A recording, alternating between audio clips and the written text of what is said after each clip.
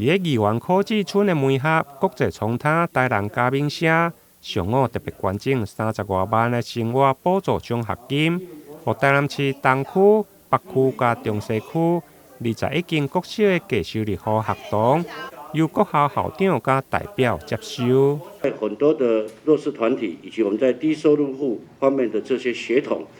这样社会的资源越来越有限，而且国家的这样的法律的这个限制，也许没有办法达到很到位的这样的一个来协助帮忙。所以今天我们这些的社姐，那跟我本人呼出，我们大家联合就在这里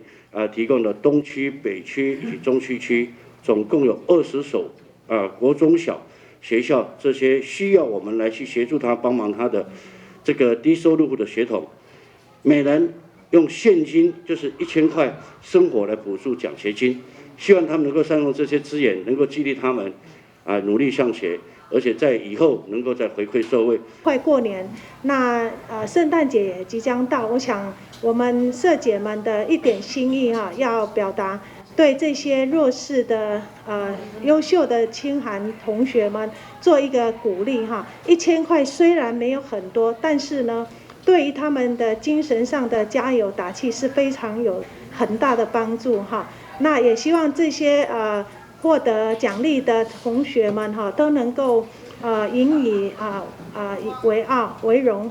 那将来他们在有能力之下，能够同样以这种人力己力的精神来回馈社会。李秀琴的学校嘛由中义国小的校长刘明道来代表感谢。代表台南市东区、中西区还有北区21所学校的这个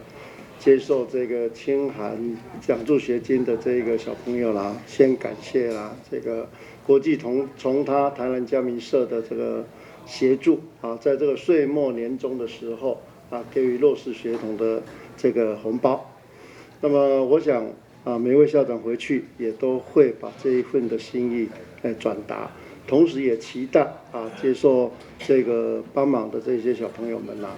可以注入一股这个向上的这一种动力。那么往后如果在自己有能力的时候，也能够来回馈社会。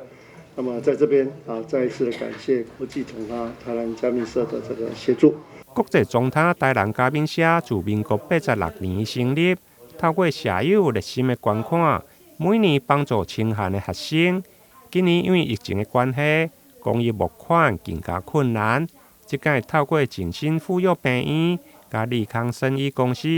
2位社友的发起，才促成上午的捐赠。